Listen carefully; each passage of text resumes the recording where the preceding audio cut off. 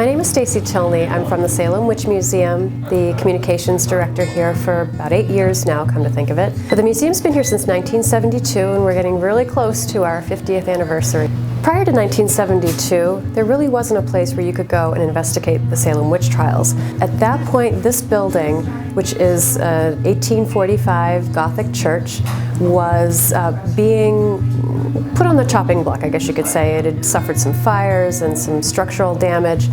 So the two folks who opened the museum in 1972 kind of killed two birds with one stone, as it were, by saving this beautiful building, but also creating a space where you could investigate and learn the story about the Salem witch trials. And I think what really sparked people's interest in the witch trials was, among other things, including Arthur Miller's The Crucible, was that Bewitched with Samantha Stevens had come out, and people were really enchanted by this character. The Bewitched statue was erected a few years ago, and believe me, it was not an easy go, because there were half of people who really loved it and thought it was charming and cute, and the other half of people thought it was really cheesy and lame and somewhat disrespectful. Some people did think it went that far. Personally, I see both sides, but I like the statue. So when people visit our museum, we have display cases with 17th century style clothing, allusions to the witch trials in the form of popular culture. For example, Arthur Miller's The Crucible. We have a panel discussing why he wrote that. We have panels that discuss some of the misconceptions about witchcraft. For example, that it was ergot poisoning that started the Salem witch trials, or that, it was some kind of a hallucinogenic issue that made people think they were witches. So somebody would leave here after having seen our presentations, understanding the basic story about the Salem witch trials, what happened during that relatively short period of time, and then also having sort of augmented that information with what is the modern concept of witchcraft, and how does that compare to the Puritan definition of witchcraft? And how does the mythological witch figure to that and that stereotype? So altogether you would learn literally about the gamut of what witches are, what they're not, and specifically what the Salem witch means. The Salem witch trials began, at least in most people's minds, in January 1692, when two young girls become ill in a way that this community had never seen. These girls were writhing in pain and barking and just acting really strangely. They would throw Bible against the wall, for example. Since no one in the community knew exactly what was going on, of course the doctors were brought in and asked to examine the girls, and when the doctors couldn't find a biological reason for what was going on with the girls, they assumed it was the devil at work, that witchcraft was at hand. From there, the adults asked the young girls, well, if you're bewitched, then who is bewitching you? We want names, we want you to name names. 3 women were named at first, who would be considered typical witchcraft victims because they were sort of outside of the social norms. Their behavior was outside of the social norms. But then as time progresses, more and more people are being accused. By the time we get to the executions in June, Bridget Bishop, we all have heard her name, she was the first to be executed. People were actually losing their lives, so it's becoming far more serious than it was typical in New England at that time. As time goes on, over the summer, we've got more and more prevalent and wealthy people being accused, which was really outside of the norm. And by the time we get to Governor Phipps's wife being accused, now there's starting to come a lot more sort of examination about the truth and the viability of the information they're looking at. The ministers, incidentally, and I think people wouldn't really think this to be true, but the ministers were the ones who really started to slow these things down, because they didn't appreciate the use of spectral evidence. Spectral evidence is when you claim, you testify that you saw the ghost of someone committing a crime. And even at that time, this was not considered permissible evidence. However, the Court of Oyer and Terminer needed that evidence to convict people. So they convicted people based on the fact that there was testimony that their ghosts had committed crimes, and people were executed for that. By the end of October, we have 19 people who were hanged for that crime, 1 man pressed to death for not acknowledging the court at all.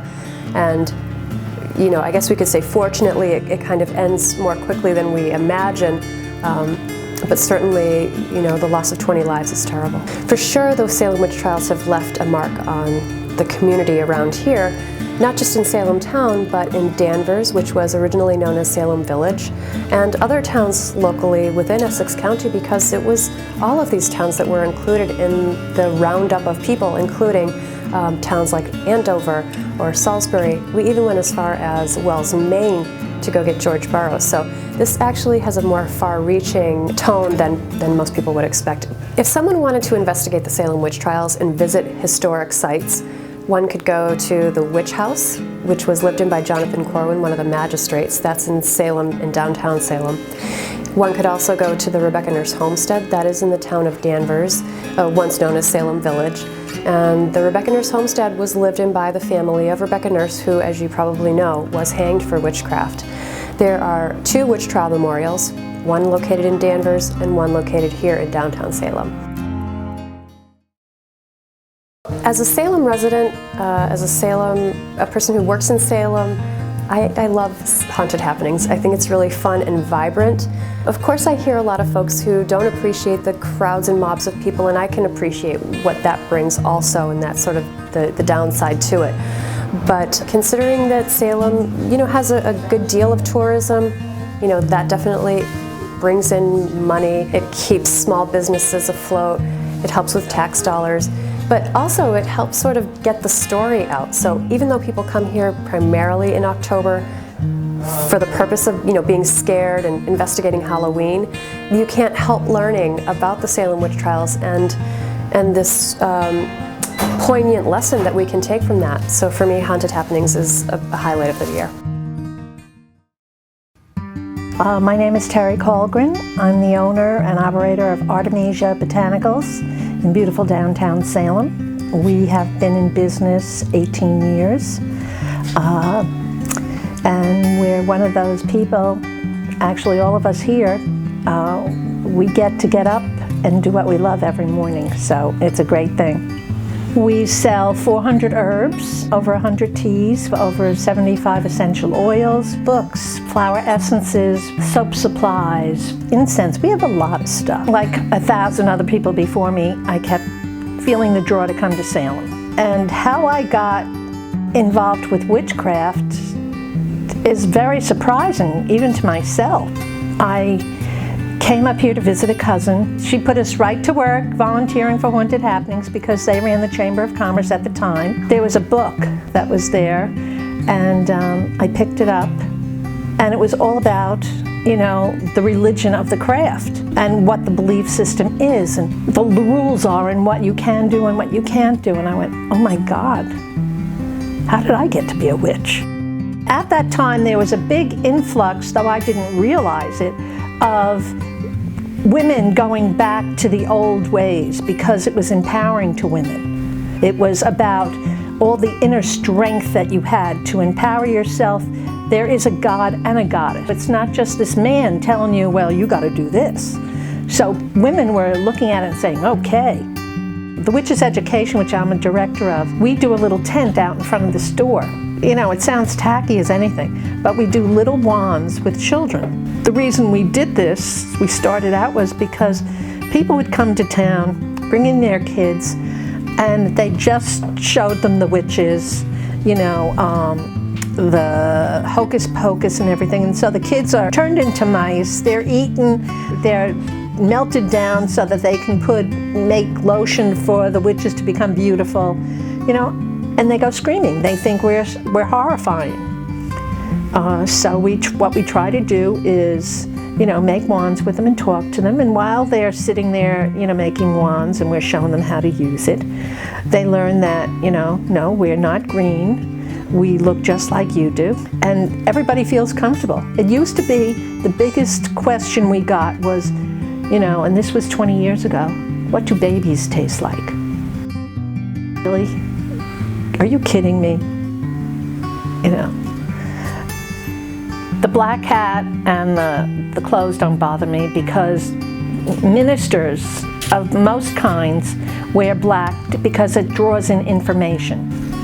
Now in our culture we think of white as virginal and everything else. A lot of cultures do not believe that.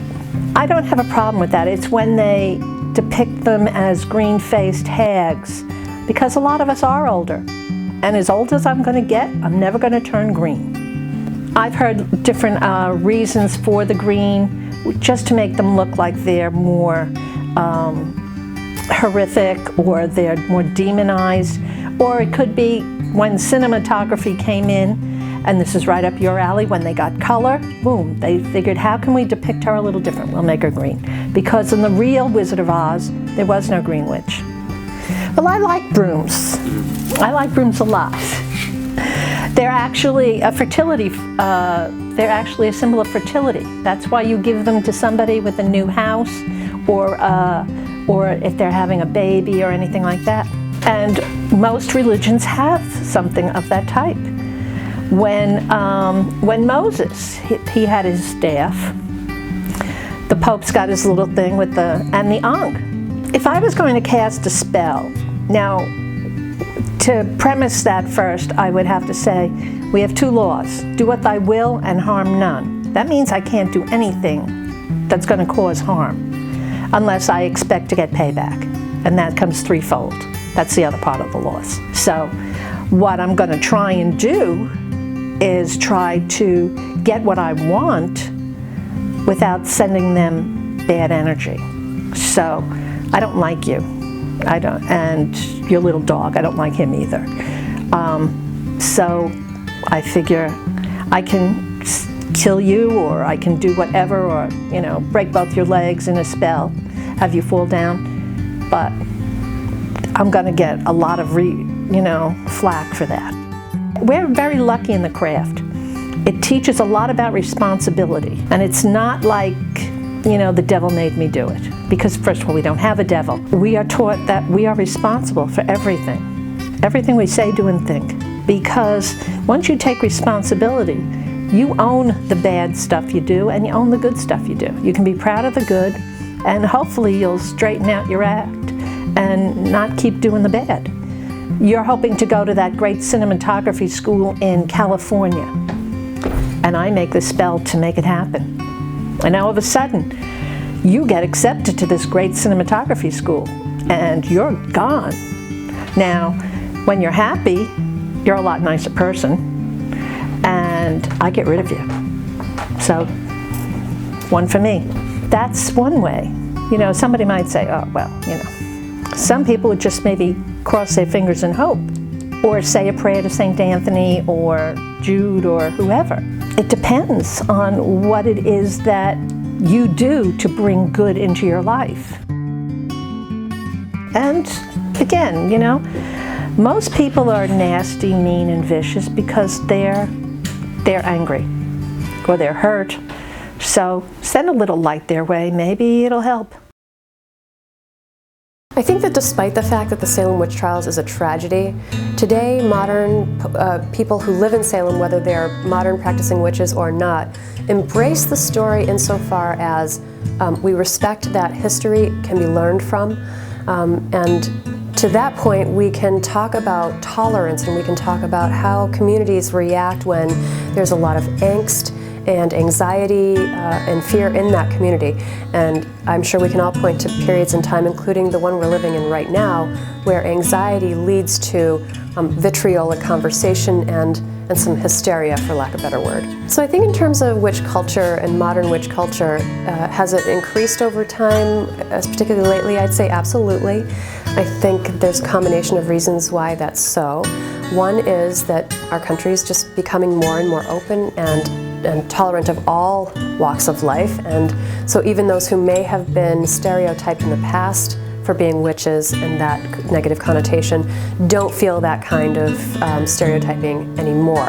As a non-witch myself, if I were to sort of guess why that was, I'd say it really ties into the same reason why people like to celebrate Halloween. We're always taught to be the best people we can be. We always want to bring out the best part of ourselves, the most altruistic part of ourselves.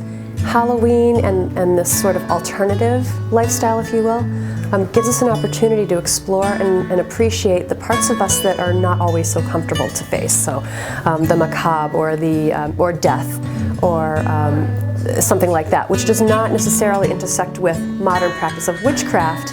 But if you want to talk about the aesthetic of this goth culture, I think it's increasing because it's a place for people to feel freedom.